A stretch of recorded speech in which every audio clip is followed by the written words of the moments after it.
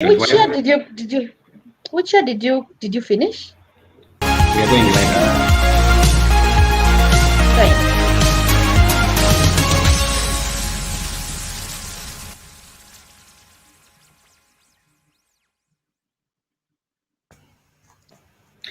a very good morning to all our dear listeners and viewers. Welcome to ACFIM Talks.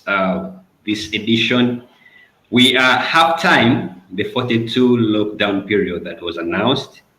And a lot has been happening since then, and I'm glad that today we have a very interesting discussion that we will be trying to unpack and understand whether we are getting it right, especially concerning one of the very interesting topics that has been in the media for quite some time, ever since the president announced support to the vulnerable. Since then until now, probably until the next couple of weeks, the discussion is going to continue, especially concerning money, the COVID relief money, which many have nicknamed Nabanja money.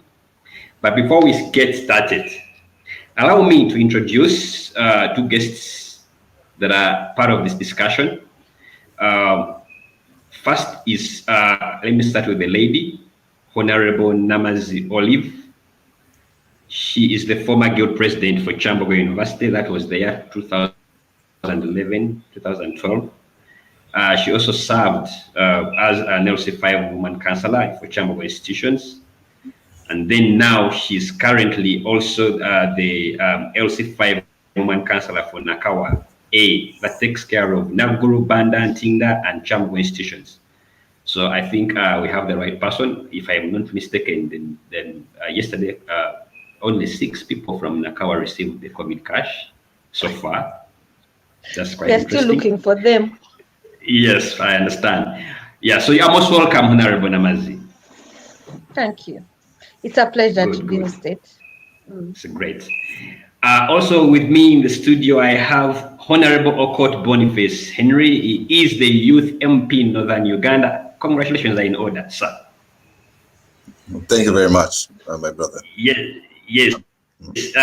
And he's from Kole District, Lango Sub-Region. He's also a graduate and Bachelor of Science, Electro-Engineering. He has also been around. I think the last time I saw Okot, we were in company of now the current NRM, Secretary General. You worked hand in hand with the current NRM Secretary General. So I think that's the last time I saw you. It's good that you've now been able, that's what they call nurturing talent and allowing the young ones to come and occupy space. So that's a good spirit. You're most welcome to the show. Yeah, thank you. Thank you for the invitation. I'm pleased to be here. Good. My name is Felix Kafuma, and I'll be moderating this 1-hour talk show. And before we get the ball rolling, allow me to invite everybody to be part of this discussion. Join all our social media platforms. I'm going to request our producers to flash them on the screen. Be part of this discussion on our YouTube channel, ACFIM Uganda, and then Facebook Live, ACFIM, and also our Twitter handle at ACFIM UG, so that you can send in your comments and also your questions to the panelists. Okay, thank you. Now, I remember around June 18th, I think it was June 18th, when the president announced that there will be support extended to the vulnerable category of people who had been disrupted by the second wave lockdown. And since then, the discussion started. People were wondering how is it going to be done.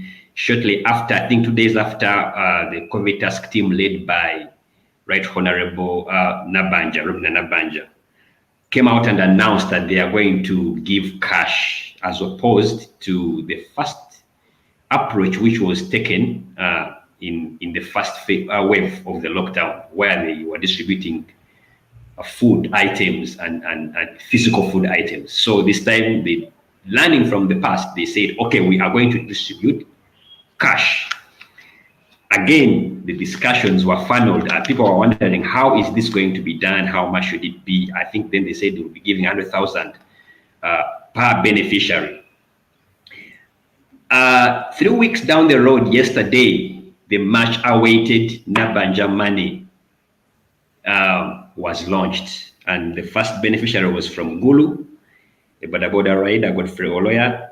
And at that point in time, I think 53,000 were targeted to have received COVID relief cash, mainly coming from the districts of Gulu, Lira, Kono, Busia, Masakamu, Bende, a couple of them that received. So, but the target is to ensure that 500,000 plus people that have been marked to be vulnerable are extended this COVID support.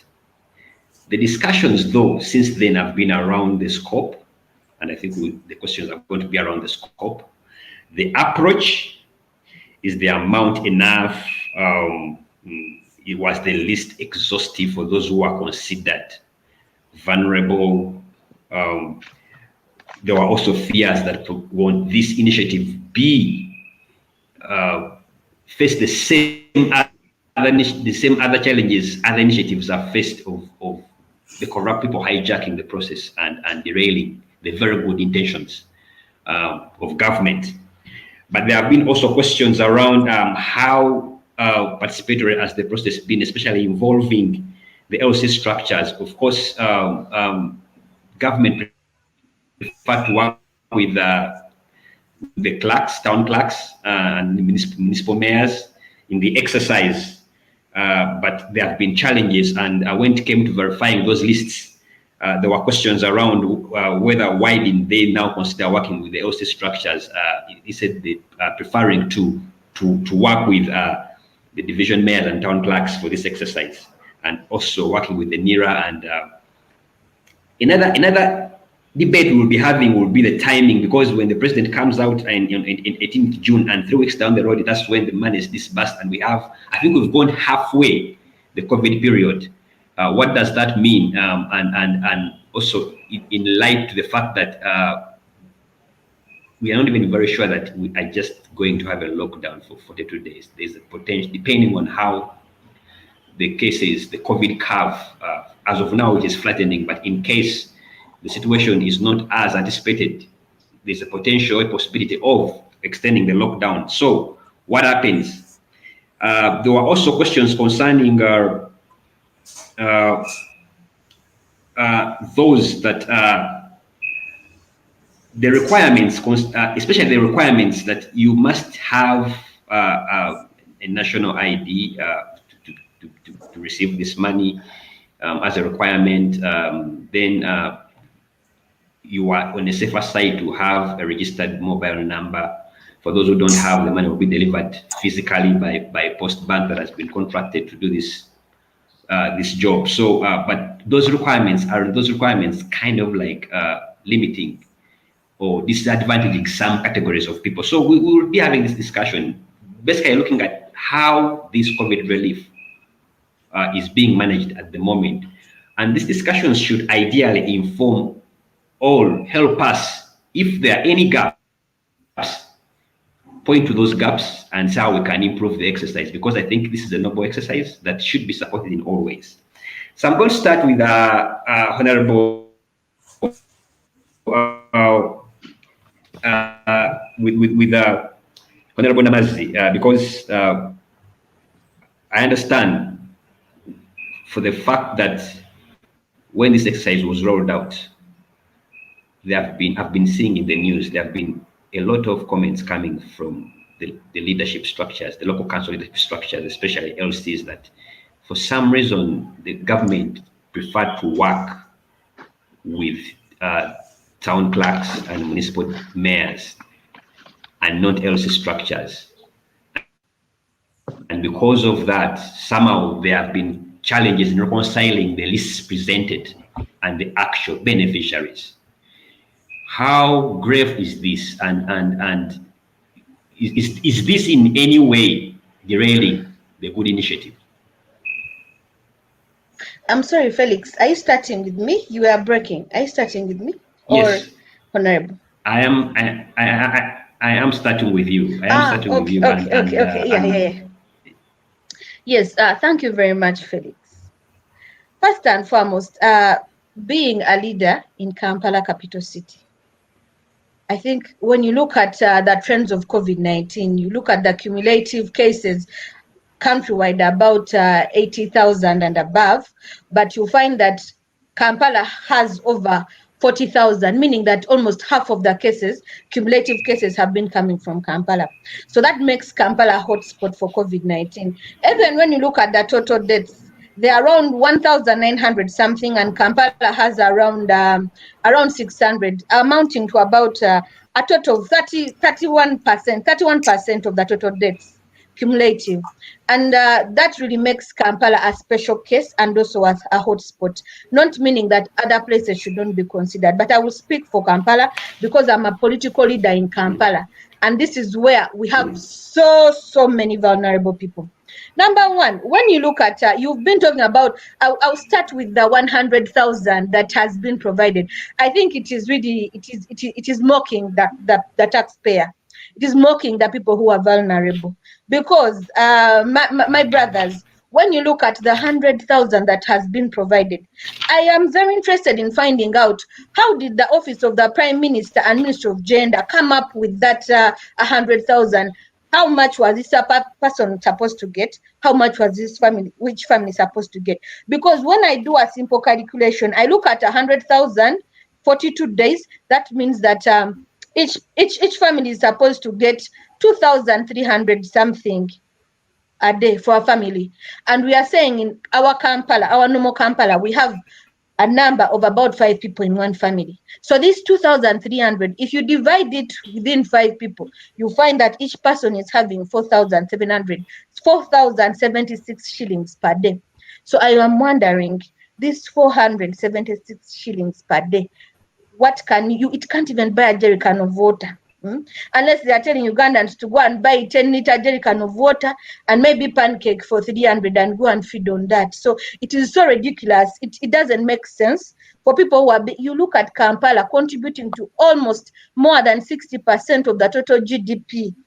People are paying taxes. These people that have been laid off, these people who are sitting at home in lockdowns in the informal sector, they are paying taxes because they demand goods, they demand services. So, but when you say that you're going to give them 100,000 and you are stealing, I don't know how much money, all the money that has been swindled ever since we started this COVID-19, it is really ridiculous. It is not fair, and we are totally against it. For us as Kampala Capital City Authority, and the city executive, which is led by the Lord Mayor, His Worship Elias Lukwago, we had said, okay, if there is no money and the economy is really bad, let us budget 2,000 shillings for every person a day, meaning that let every family get 10,000 a day, amounting to 420,000 a day. At least with 10,000, somebody can buy a kilo of posho, can buy some charcoal, a person can buy some groundnuts and some few ingredients and feed. But really, 100,000, 2,300 for a whole family, it is really ridiculous. We don't totally agree, but it is unfortunate that all our advice was disregarded and we have not been provided with a mechanism of how they have come up with that 100,000. It is very unfair. It is too bad. Now, I want to talk about how this whole situation has been handled, how the beneficiaries have been identified. You find that for us at Kampala Capital City, the political leadership has been kicked out. And then when you find the central government, it is the political leadership taking charge.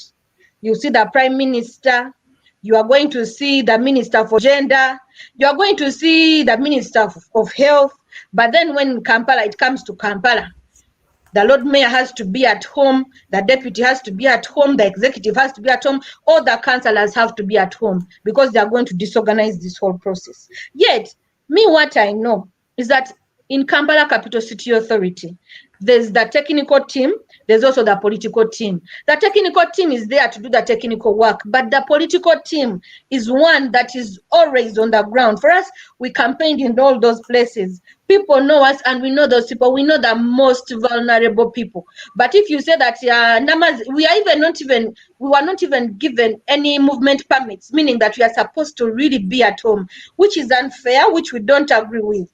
So you find that They are telling us to sit at home, and they are using this information of NITA, information of VUBOS, and those are the lists they are bringing, giving to actually Kampala.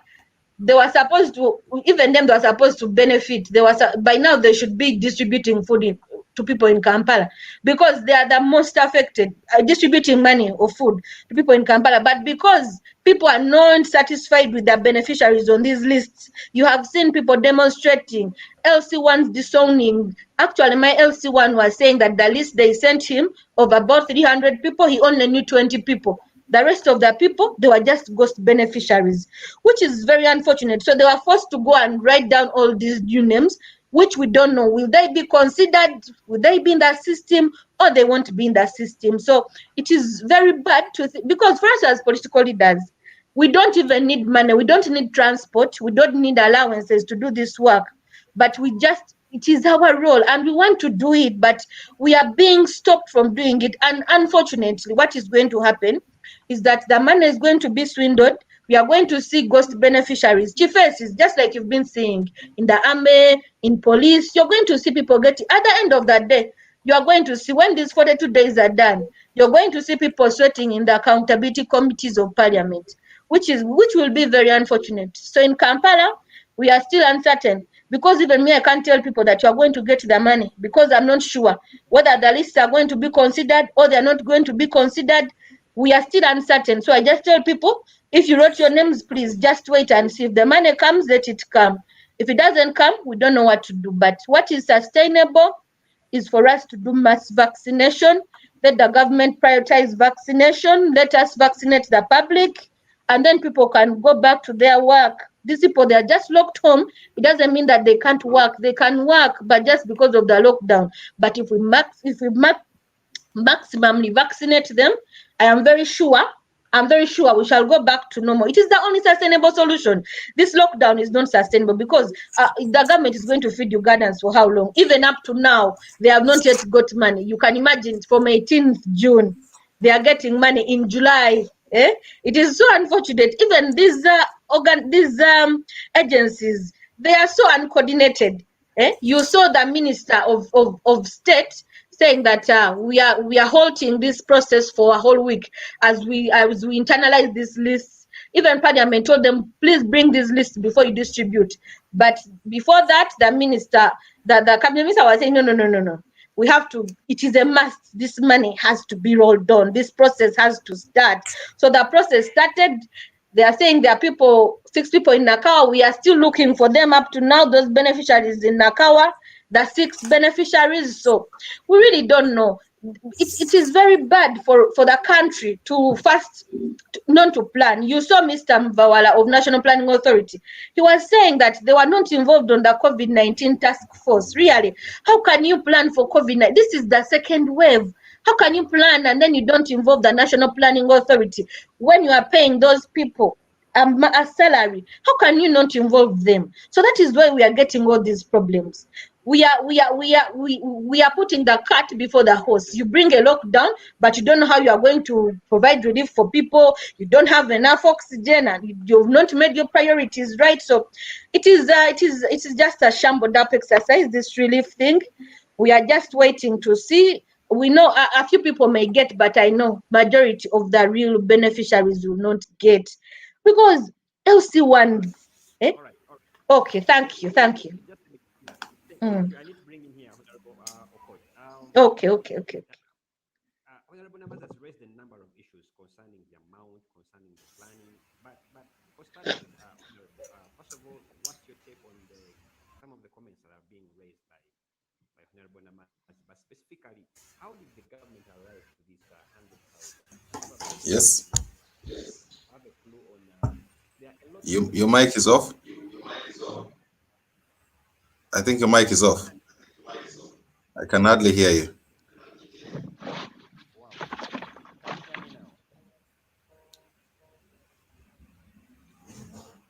Can you hear me now? Can you hear me now?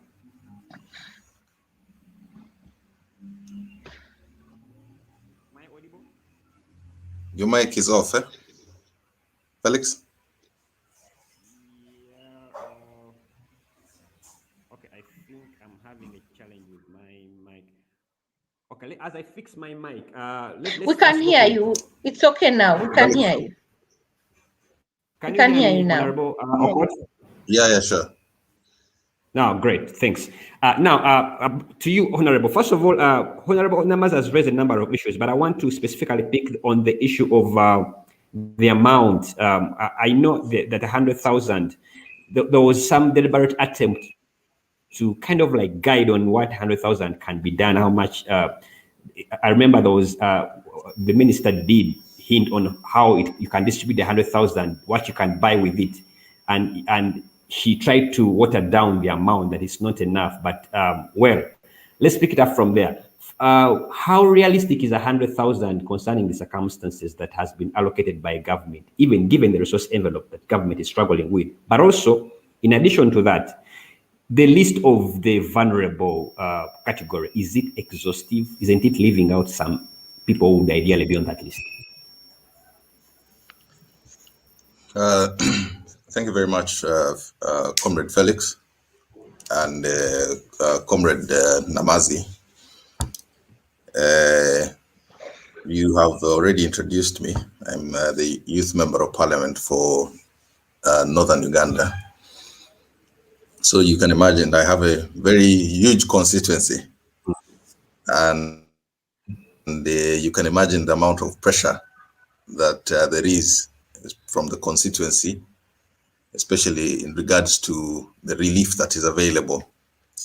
My constituency, though, as opposed to Honorable Namazzi's constituency, that has only received only 6 people have benefited so far from her constituency.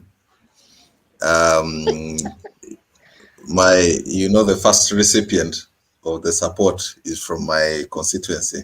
Yes. That's because Gulu is part of Northern Uganda, Mr. Oloya, a border rider, a young person who does border business. First off, I'll want to appreciate government, especially for learning from the very first COVID wave. The first COVID relief, which was food relief, was grossly mismanaged.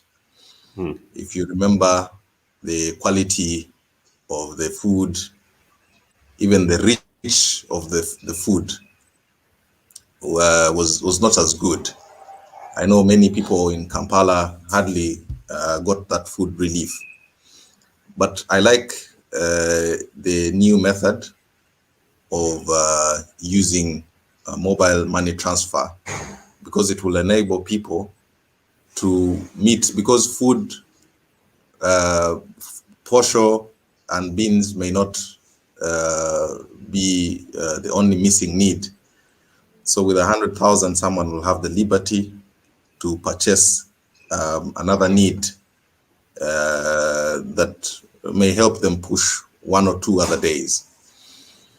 So I want to thank government for that. Now, on the issue of the figure of 100,000 shillings, I know that government, through the Minister for Gender, Labour and Social Development, has tried to elaborate or to break down this money and how one can be able to utilize it. The parameters, of course, have been provided. They are saying that the 100,000 is per household, and they're looking at a household having on average 5 members. What I have a fundamental problem with, and in regards to this figure, is that this figure does not pay due attention to the amount of time the money is going to be utilized. So the time factor or the time parameter is non-existent in that equation. You'll notice that the lockdown goes for 42 days. And if you're going to provide 100,000 shillings, these 100,000 shillings to provide for these items that you've enlisted, for how long will someone use this money? because we are also supposed to have the time parameter. Honorable Namazzi labored to further calculate that 100,000 shillings for 42 days means a person is utilizing 2,300 shillings. Frankly speaking, 2,300 Uganda shillings for a family or a household of 5 is insufficient. So there is need to further quantify this figure and include the aspect of time. Regarding the scope, the number of people who will benefit from this support. Yesterday, I had a radio interview with one of the leading media groups in northern Uganda.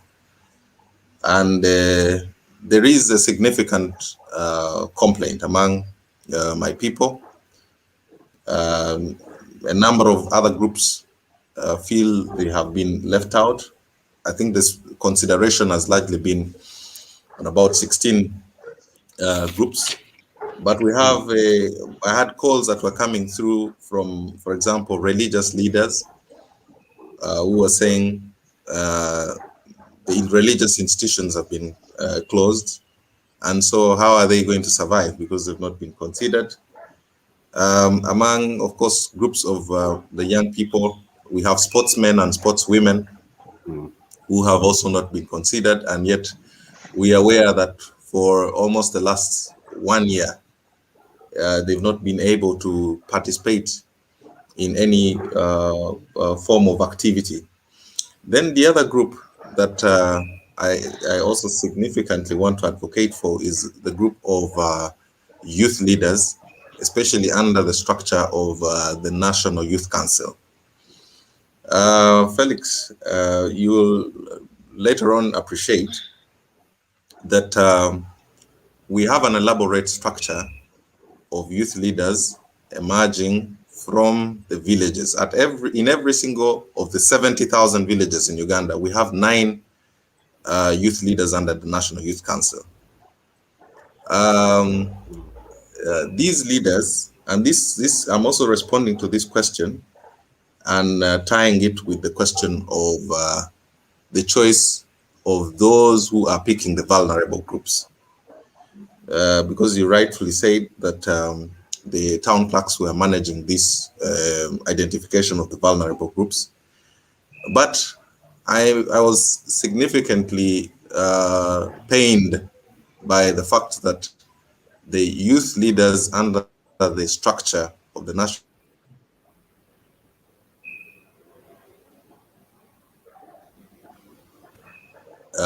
at the district level, these groups were not involved. And yet, if you look at, because 78% of the Ugandan population is youthful.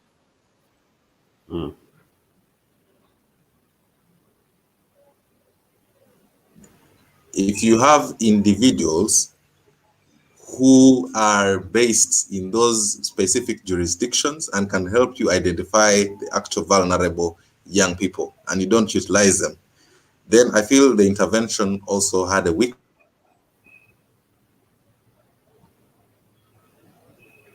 and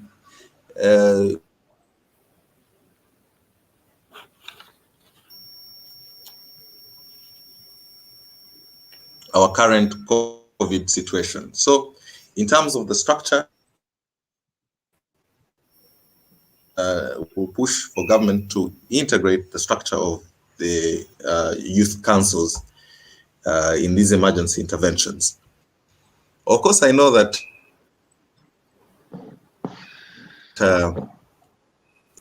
is a first aid. It is a first aid problem in totality. But like one of the politicians commented in one of the forums, it's important that this first aid be shifted to a surgery. Because like Honorable Namazzi said, this is not sustainable.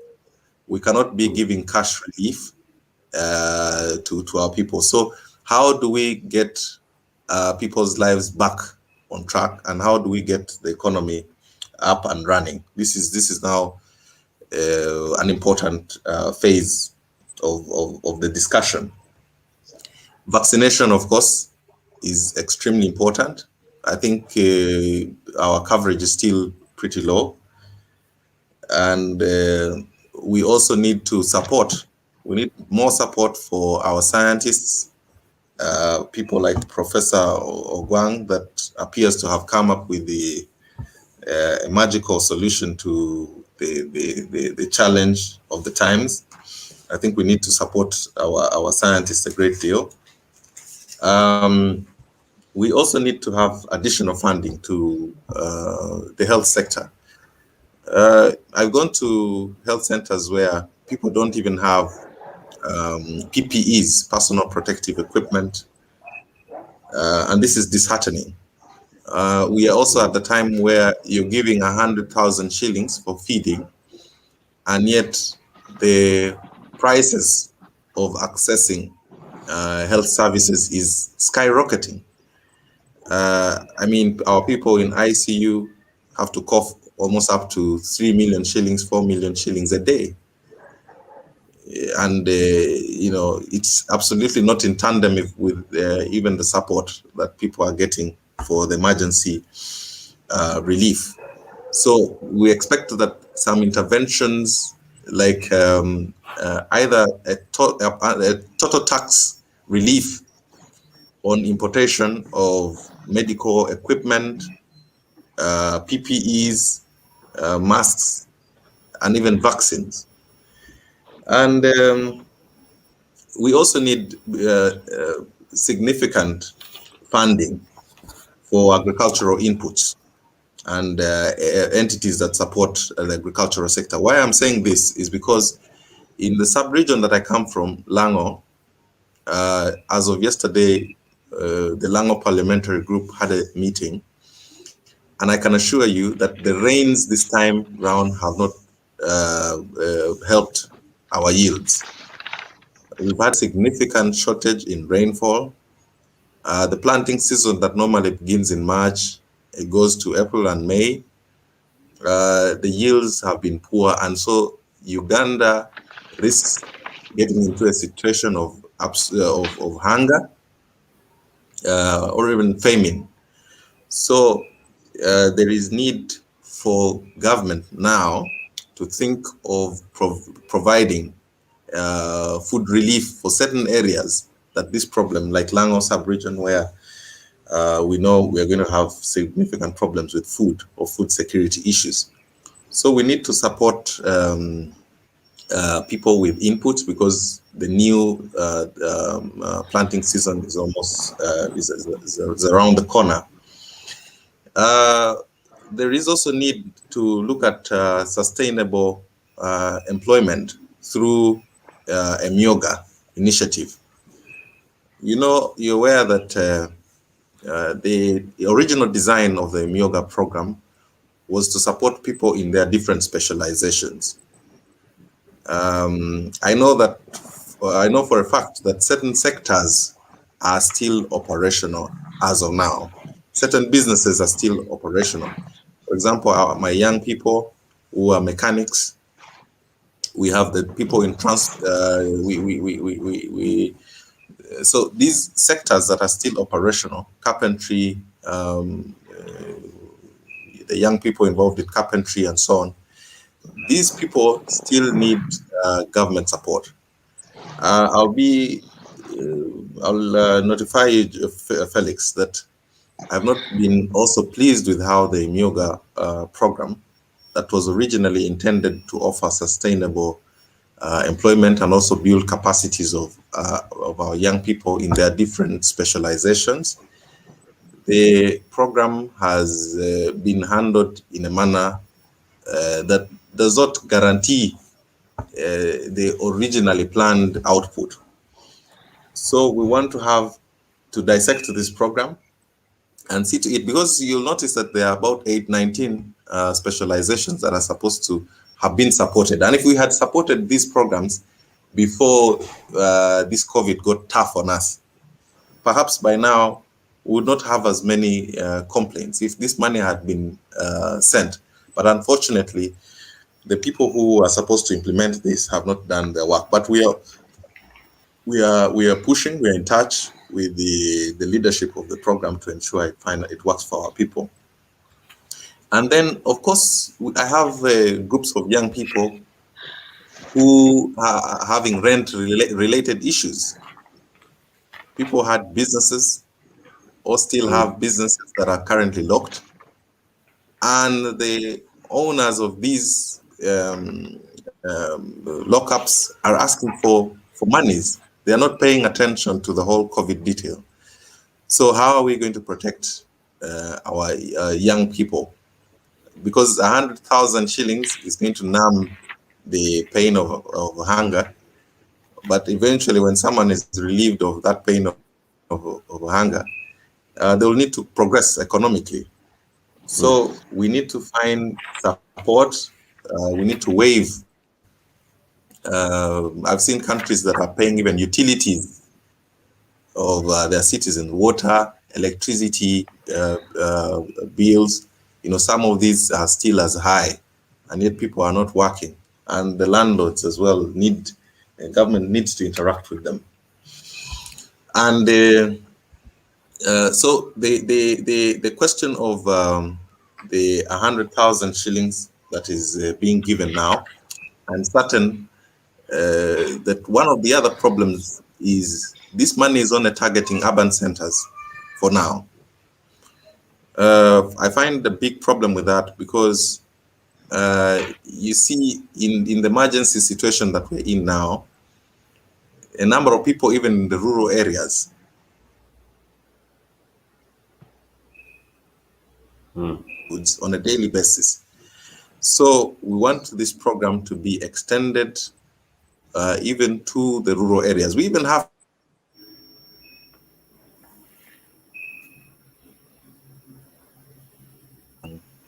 villages, and you'll also notice that a number of people who support the town economies are residents of village or rural areas.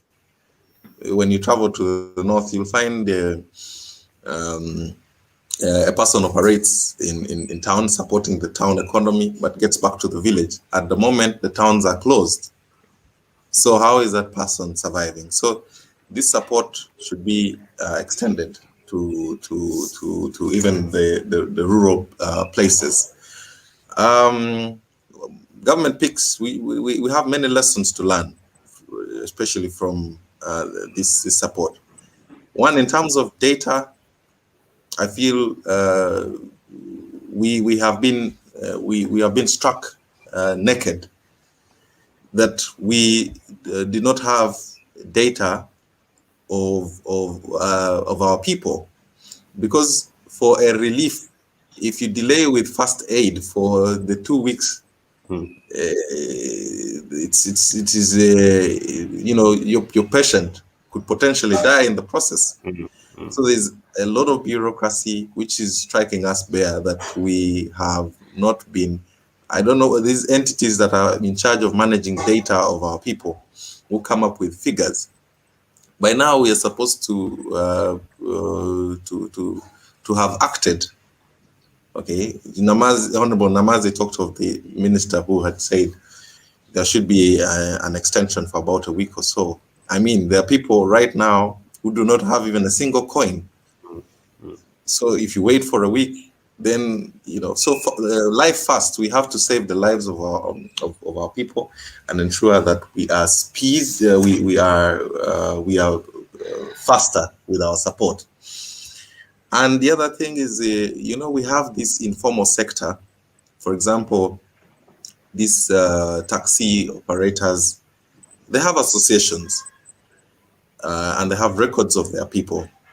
I feel it was also going to be very important to involve them in getting data of their people, so that we don't have situations where, because now in the north I have situations where Some of these people who, by the guidelines, are supposed to get the support, but they cannot get it because maybe in part they had also problems with these political leaders up these names. So it would only be the associations or the groups that they belong to further help verify this data, so that we don't have a situation where anyone is discriminated against, especially on the basis of politics or other reasons. Thank you. Okay, thank you. When we come back, I think there's a question for you from Frederick Etiang, who wants to know, in your capacity as an MP, what you've done to ensure that I think your constituency benefits from COVID-19 relief. You'll answer that question later on, not now. But Okay. let me first come to Honorable Namazzi. There's a number of things Honorable Okot is raising concerning the capacity. For example, it's clear that we don't have an updated, if any, database as a country that where one can know that a database for the people who are in the category of the vulnerable people. I don't know, because one, we are pointing a finger to government, but also you're part of government. I don't know whether KCCA or even you within your constituency, you have a database of those you consider to be vulnerable that you kind of help to make this process more smooth. Because if I look at what they are saying in the news, they were saying that I think Kampala, they are targeting about 150,000 beneficiaries from this exercise, because it has the biggest number of people who are in that category of that the minister alluded to, that are vulnerable, that should be getting this money. But from your end as KCCA, even let's come to your own constituency, do you have that database? But also another question that I want to put across that I think you should be able to answer all through your opinion on is the issue concerning as politicians, because and politicians also expected in a way to mobilize resources within yourselves to extend support to this vulnerable, that you support government on this initiative that it has started. True, it is first aid, but I think this is where now also politicians can come together and mobilize resources and probably extend the net of those considered to be vulnerable and reach out to more people by additionally financing this initiative within your own groups as politicians. Is this possible and feasible from your end? Okay, thank you so much, my brother Felix. I want to thank Honorable Boniface for what he has been presenting. It really spoke a lot. However, on my side, I don't want, as a person who is, okay, I'm an opposition politician, yes, and we are supposed to check government. We are supposed to provide alternatives. Well, I don't want us to massage government. I don't want government to make Ugandans feel like by giving them this 100,000, it is helping them. Like by giving them this 100,000, it is giving Ugandans a favor. This money that government is giving to Ugandans, it is not from the pockets of the various ministers or from the president's pockets. It is taxpayers' money. What government is doing, they are getting a coin and dropping it on cement or on tiles and making a lot of noise because of the 100,000 that they are giving to Ugandans. It is so ridiculous.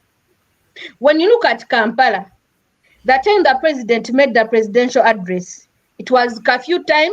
People had left their money in these buildings and they had nothing to do, sincerely speaking. How much should the money be? The money, first of all, for us who are saying... Realistically, how much should it be?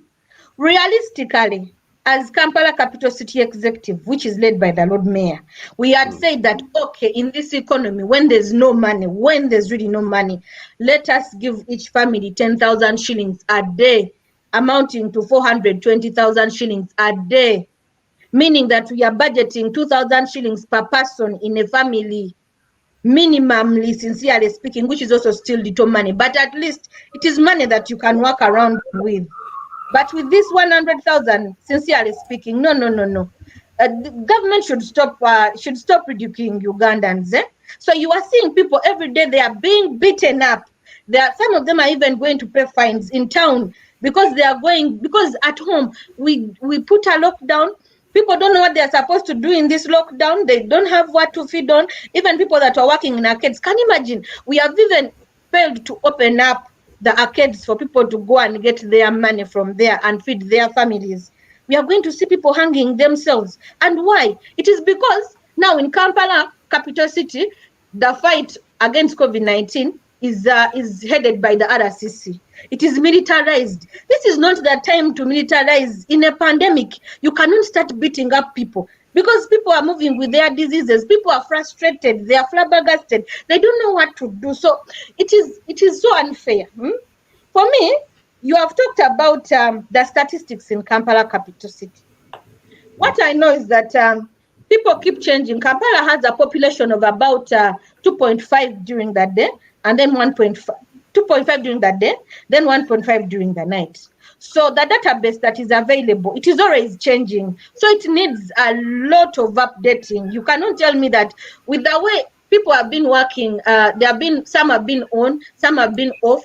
So even UBOS itself does not have the updated data. Now KCCA has some of this data, but it is not updated. It is not updated because government is not investing in systems. You look at KCCA, it is one of the least. Okay, when you look at other local government, it looks like it is given a lot of money. But when you look at the mandate of Kampala Capital City Authority, that is just a drop in an ocean, the money that is given to KCCA. So there are so many priorities to prioritize: providing drugs in hospitals, collecting garbage, managing these. There's a lot that KCCA is supposed to do and very little money. So you find that when they are prioritizing, even this issue of database, they don't really prioritize it.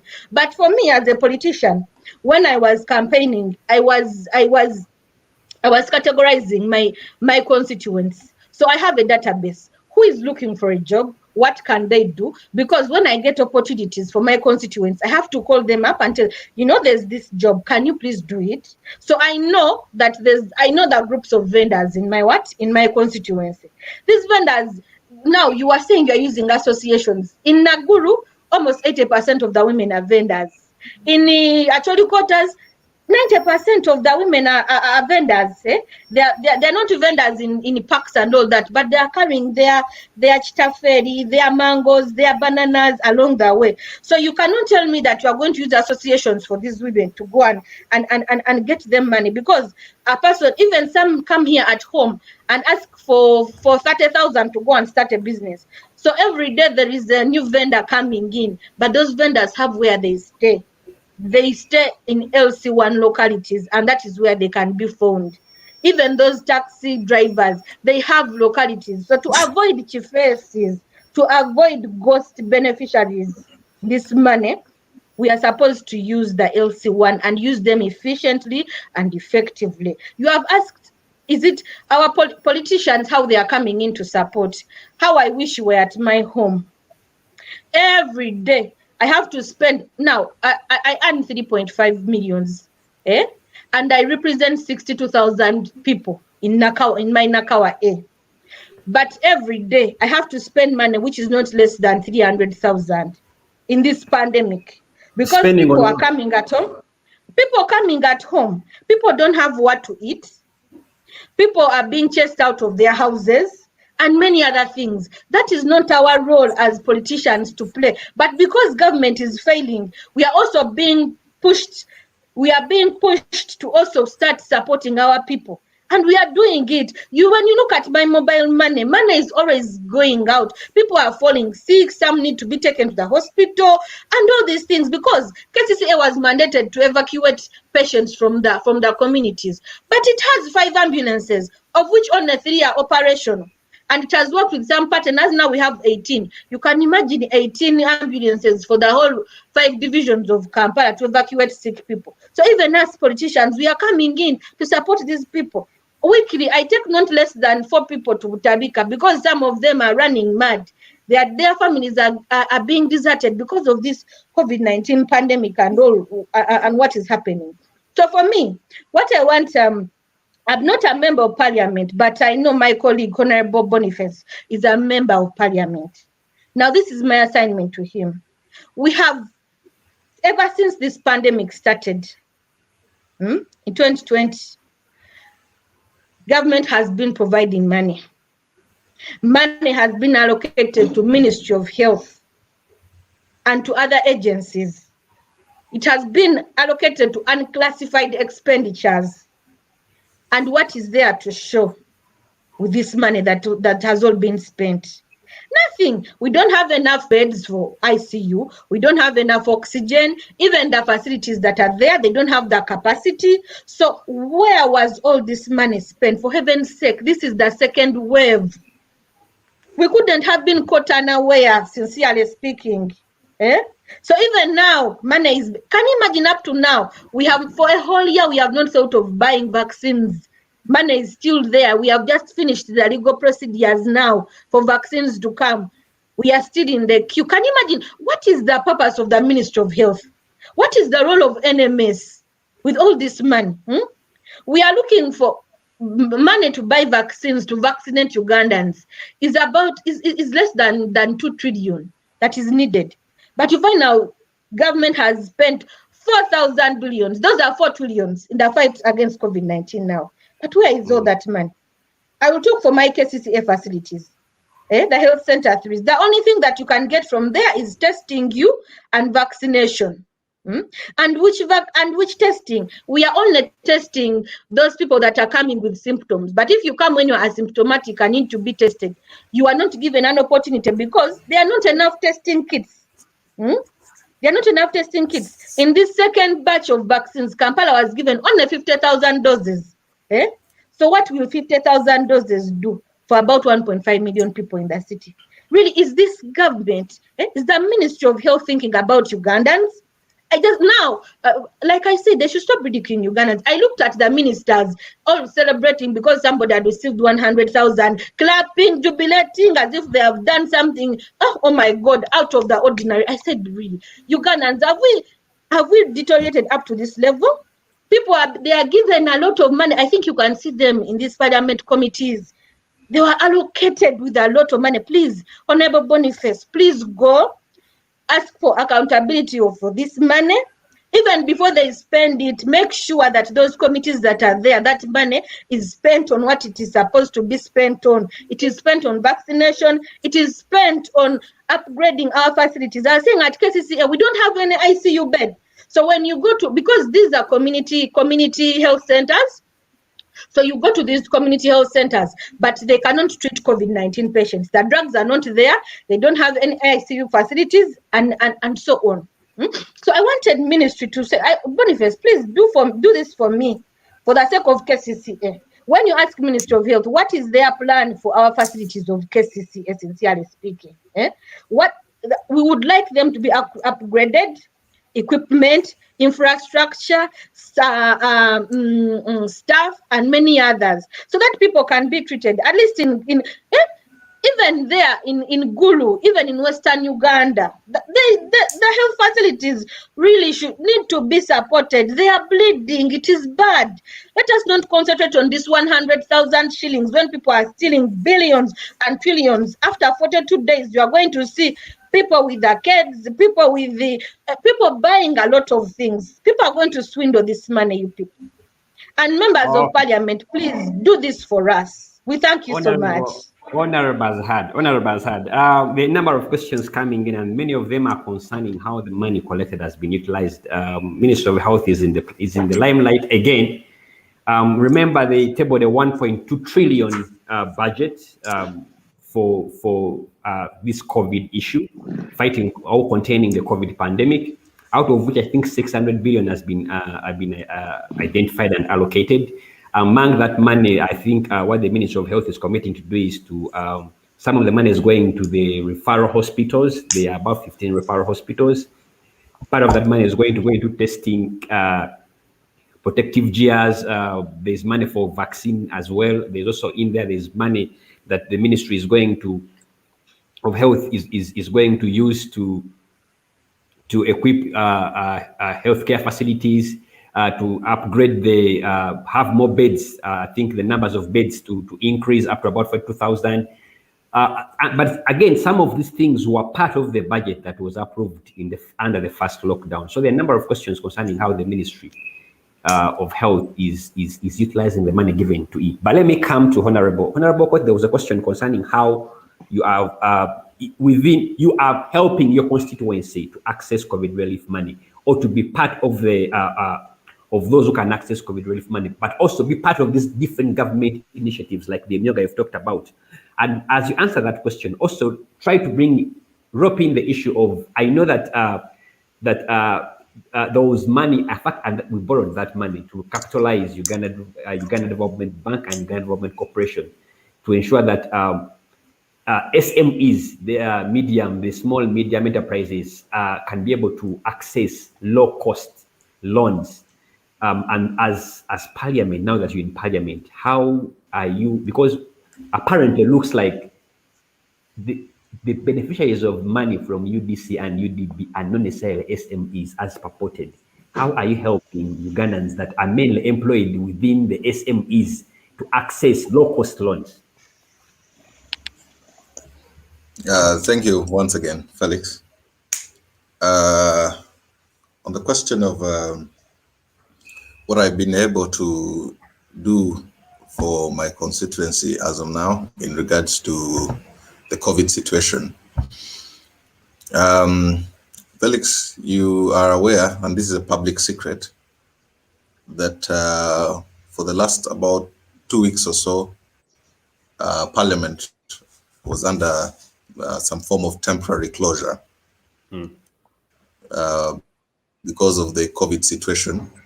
A letter was written in that regard by the clerk to Parliament. Personally, of course, this decision was disturbing in the sense that, I look at the COVID situation as a situation of war. We are at war. And so when you're at war, you expect that all your forces are up and running. So Parliament being an entire arm, one of the 3 arms of government, should have been fully operational because COVID is not about to go. We need to only see how to live with it, how safely we can work with COVID around. So at the end of the day, the situation of lockdown cannot be permanent. So people and institutions and big institutions, because I look at Parliament as one of the essential organs of the state, so it should have been fully operational. That closure has, of course, curtailed our legislative function, because you know that I think it's Article 70 of the Constitution of the Republic of Uganda that defines the 4 core responsibilities of a member of Parliament, and that is to legislate and to represent, to do oversight, and to perform budgetary appropriation and approvals. Now, personally, the initiatives I've taken up on, and one of them has been advocacy on media, especially for our young people. If you recall, the very first group of members of Parliament to make noise on the issue of the costs of private healthcare access in Uganda If you followed the unfoldings, I was among the members of parliament that significantly pushed that it is important that government intervenes on the costs of healthcare, because I know that the region that is most affected in all this is the northern region. When you look at the poverty index, my people do not have as much.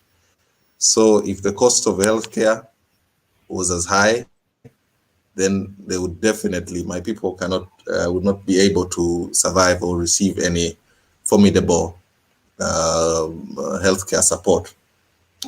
So I've been doing that. And then also recently, if you followed on media, the group of the youth members of parliament, we're also advocating for government to look at the youth sector, because Uganda is a youth-centered country. If you look at our population, just look at Honorable Olive there. She's very youthful. When you look at most of our leaders, you know, yeah, most of these are young people. So we're saying that it is important that all our policies are youth-friendly, especially policies that are emerging as interventions towards COVID. So that was also aired on media, and we've been able to share. And most of these letters have been written to the Prime Minister. Even today, this afternoon, a section of MPs from Northern Uganda, including myself, I've also written a petition which will be going to the Prime Minister. This is in regards to still sections of our rural communities that have not got this COVID relief, because our argument is that it is not only the people in the urban centers that are affected by COVID, even the rural places need support. Our argument is also that our people in these communities are mostly into agriculture. They look at agriculture as their source of livelihood, but now because of the rain, the patterns have been poor. The rain this year has been low. So we're saying that it is also important for us to consider other forms of relief or aid, including food and agricultural input. And this time around, we need agricultural input in time. We've had situations where some of these entities that have been charged with distribution of agricultural input have been giving these inputs very late, long after the season has gone, and even in inputs of very poor quality. So we've written, and I know that later the petition will be able to reach the Prime Minister today. Of course, I know that many times people will want some direct interventions. In my own district of Kole, I've been able to support all the health workers in all the health center, 3 health center 2s. I offered them some support of PPEs and some masks and a little food stuff, because the community, the community around that area were having troubles. The health workers were claiming that they've not been attended to by government, so we offered them some support. But you know, I'm usually like Jesus. You know, the Bible is clear that when one hand gives, the other is not supposed to know. Yeah. So many times we give this support, but we don't want to advertise this support everywhere, because it's not necessary. We're trying to help people. So I'll still continue offering my people that kind of support. Will extend to other areas. We've also been, as members of the youth parliament, as youth members of parliament, we have a platform in parliament called Uganda Parliamentary Forum on Youth Affairs. We want to, this forum has close to 300 members 300 members of parliament have signed up for this forum. Parliament reopens on Tuesday. So on Tuesday, we have a session where members are going to be confirmed on the different committees, because we had that challenge that even the committees had not been constituted. So when Parliament reopens, and today we have COVID tests, which will be done to further reassess the situation. So when we reopen on Tuesday, we expect to make best use of this parliamentary forum on youth affairs to further advocate for youth-friendly policies, especially around this time. This question also responds to the question of the money that the country, Uganda, has borrowed to capitalize UDB, especially as support towards SMEs. Because you see, all this we need the legislative regime to be up and working. So we are also going to question government and assess, because we know that in the past we've had facilities like this that are available, but then at the end of the day, you notice that either sometimes the requirements for access are very stringent, so you end up discriminating a majority of the people, the would-be beneficiaries. So you find it is the other organizations that are benefiting from this support. So we want to have proper scrutiny of the requirements for access for this support. We want this support to specifically target the people who must get it. So that gets back to our, especially our oversight, our legislative, plus the oversight role. The good thing, the advantage is that we've had some time now to interface and interact with our people, whether online or on the phones. So we know the crisis that our people face. The too many requirements, because sometimes you find they're asking for a lot of documentation, okay, from most of these young businesses. So this time we are saying, as long as someone is Ugandan, and at least there is proof from the leadership in their areas that they've been up to something, we ought to support them. We ought to give them significant support without going, because you know we've seen, for example, in recent reports, we are seeing districts that return lots of monies back to the center. We saw the other day, I think Ajumani and Moyo, which are all districts in my sub-region, returning up to 12 billion shillings.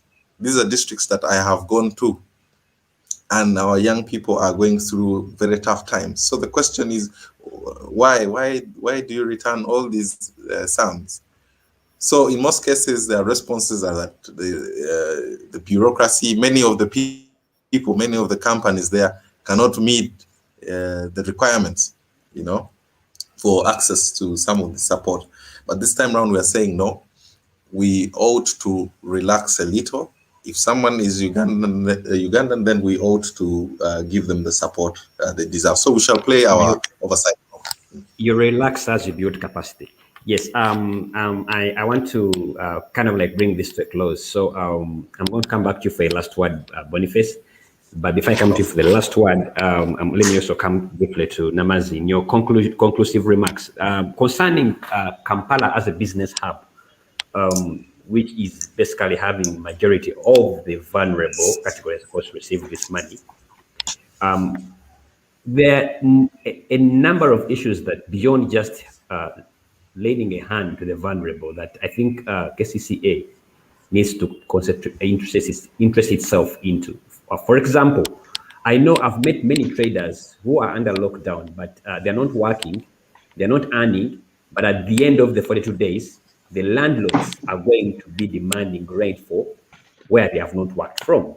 How is KCCA intervening in such circumstances where people are now becoming more vulnerable, even when they appear to be outside the category of the vulnerable, but shortly after the lockdown, they have shops they can't access, their former workplaces they can't access, they have to pay rent back home and even in their workplaces.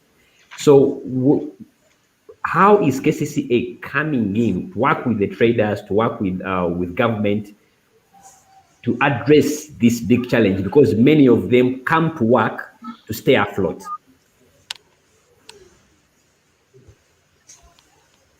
Honorable Namazzi, as you conclude. Yes. Yes. Thank you, Felix. Thank you for this talk show. I think it has been insightful. Thank you, my colleague, Honorable Boniface. Now, it is very true that Kampala capital city is grappling with a lot of issues, apart from only this relief issue. And I don't want us to look at only even the business sector. There are other issues which are even outside the sector. There are issues in the health sector in Kampala capital city that really need to be handled. It is terrible. Garbage, no capacity. And why? Because KCCA is not given enough money. We are doing our best to lobby the budget committees, our members of parliament, the ministers, to make sure that at least you are seeing all this the ramshackle work. You are seeing so many roads that are not worked on because very little money is given to Kampala capital city, and it is the capital city. Sincerely, it should be given a special status. That is why it is the authority. So I want to beg my colleague, the member of parliament. We are glad to have you there, but please champion our cause. I know you come from northern Uganda, but I know right now you may be in Kampala because that is where parliament sits. Please, we need more money for Kampala capital city to be able to serve the people efficiently and effectively, sincerely speaking. Our hospitals, the road networks, the business people, trade order, all those things need money. CCTV cameras, issues like that. Now, how are we going to work to support the traders in the city? Because it is important, we need to provide shocks, economic shocks for what? For the dwellers, for the city dwellers. When it comes to rent, I think that is at a higher level because you know even what happened last time.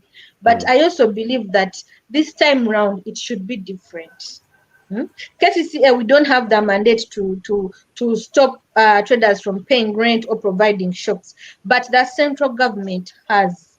It has the capacity to probably provide waivers, intervene with the banks where these landlords have loans and all those issues, so that at least this wananchi who is having a shop, who is renting a shop with 4 other people in Chikubu can be able to survive, because right now they are sitting at home. They are going to ask them for rent. Many of them are going to get out of business.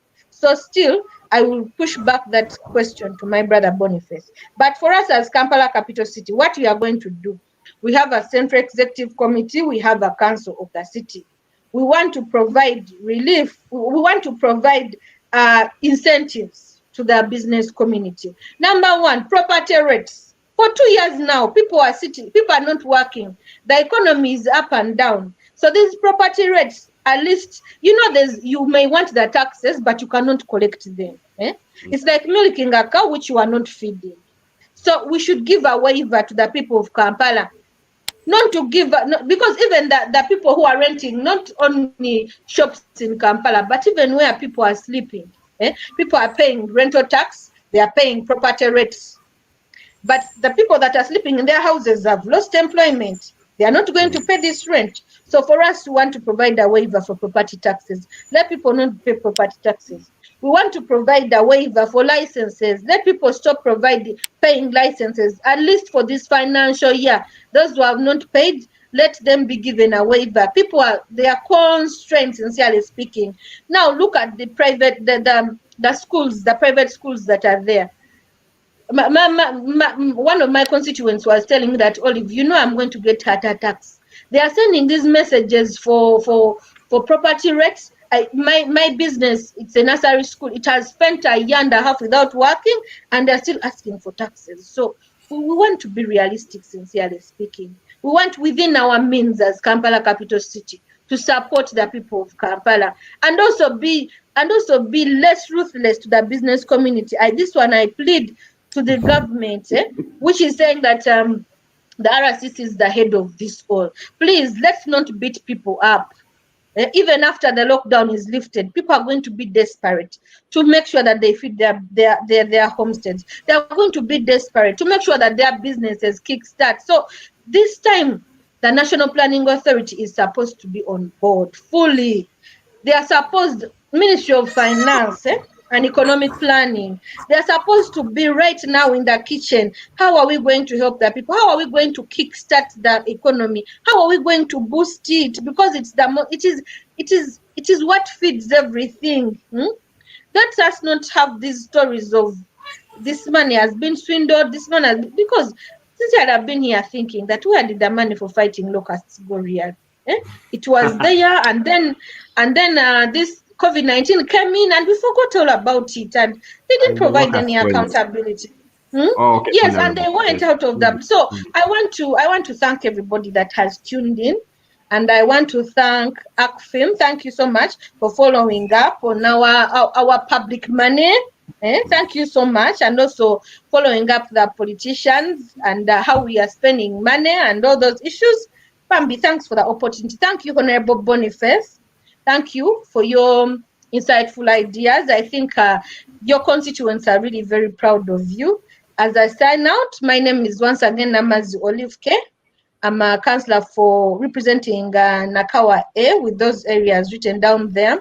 And then also, I'm a minister for public health, education, environment and sports in KCCA at the executive of the Lord Mayor. I'm a holder of a bachelor's degree in environmental science, technology and management from Kyambogo University, and a master's degree in public administration from Uganda Management Institute. Thank you. Thank you so much. Thank you so much. Let me come to you, Honorable Boniface, your parting shots. Key recommendations. Yeah, thanks, Comrade Felix. Of course, I appreciate your invitation, and especially the part on the back from Honorable Olive.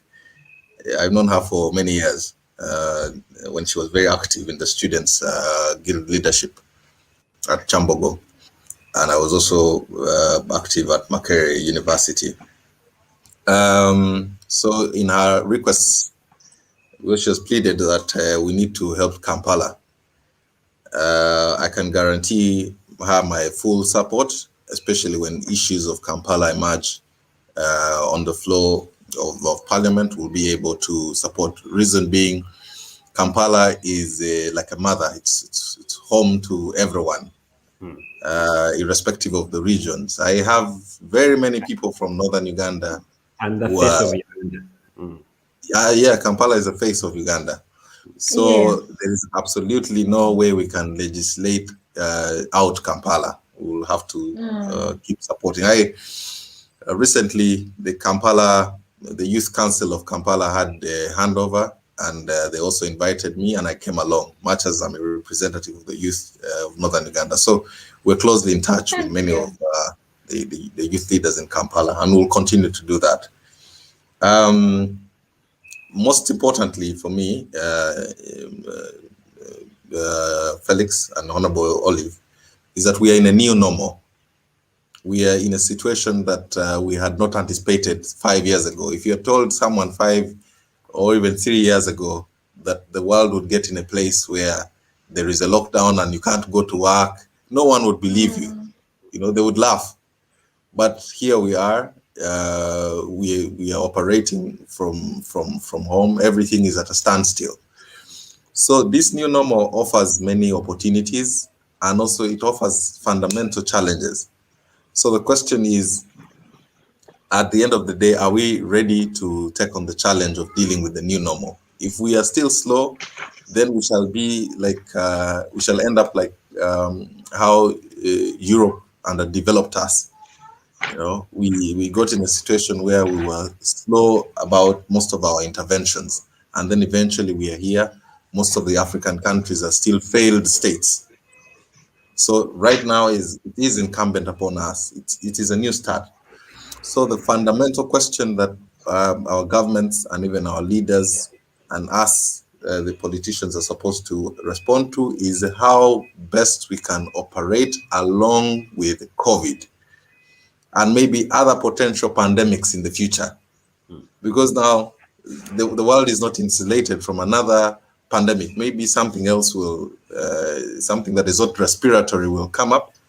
So how do we, mine is that we need to have a protocol, a standard manner of dealing with emergencies of this kind. It has taught us that we need to have a database of our people, a database where we understand the economic potential of each of our people. It is also, this is one of the lessons that I picked up on. It has also, there are many interventions, for example, that I want government to take up on for now. One is the question of the stimulus policies. Businesses are dead. For example, the people who are involved in cosmetics, who closed their shops in the first lockdown, the total lockdown. You find cosmetics don't operate under certain temperatures. So some of them totally lost their businesses. So how are we going to stimulate these businesses? And the original requirements, like I said, government now should look at ways of relaxing on these stringent, excessively stringent requirements for people to access stimulus packages for businesses. And also, what a key recommendation from this discussion is that there is need to expand the cash transfer or the relief that government is offering to people. And this one is across board. It is you don't have to be in any political party to see that this is necessary, because hunger is not going to wait for. Is not going to ask your political party. That's not affiliations. Yes. So there is need to expand these targeted cash transfers, the groups, even the figure, that should be supported. Then, of course, one of the other things which finally that we've seen from this discussion is that generally, in terms of good policies, we are not lacking as a country. What we are lacking the most is on the area of policy implementation. We have all these good programs. We have the cash transfers. I already have complaints, of course, from people who are supposed to be in the group, are supposed to be supported, but have not been. Their names are not on the list. So policy implementation is a challenge. It mostly gets back to, it's a moral question, because if you are charged with the responsibility of leadership, then you are expected as a leader to be fair to everyone. So this primitive accumulation of wealth that some of our people have resorted to as a method of, I think, getting wealthy is unfortunate. It is unfortunate because at the end of the day, this COVID has taught us that we all need each other, because it has not discriminated against anyone. So policy implementation, and I want government, and this is something we will very fundamentally advocate for on the floor of Parliament. We want very serious punitive action, especially on people who continue to misuse public resources and at the expense of the citizen. So this is something we've pushed for. But Felix, thank you very much for your invitation on the forum. We'll certainly keep in touch. Any suggestions for me, we'll be able to take up from there. Honorable Olive, I really appreciate. It's a good reunion. I hope, and I'm sure the people you represent are certainly blessed to have an advocate of your kind. Thank you very much. Thank you. Thank you so much. That has been Okot Boniface, who is the Youth MP Northern Uganda. Together, we also had Namazzi Olive, who is the current obviously 5-man councillor for Nakawa, taking care of Naguru, Banda, Ntinda, Kyambogo institutions. It's been a very good discussion discussing how are we managing the COVID relief during the experiences from the past, from the first wave and going into the second wave. It's been a very good discussion, and your moderator has been Felix Kafuma. Allow me to sign out. We've overshot by about 25 minutes, but it's been very good, entertaining discussion. I wish you a very good week. Please continue to observe the SOPs. We need you alive. God bless. Bye-bye.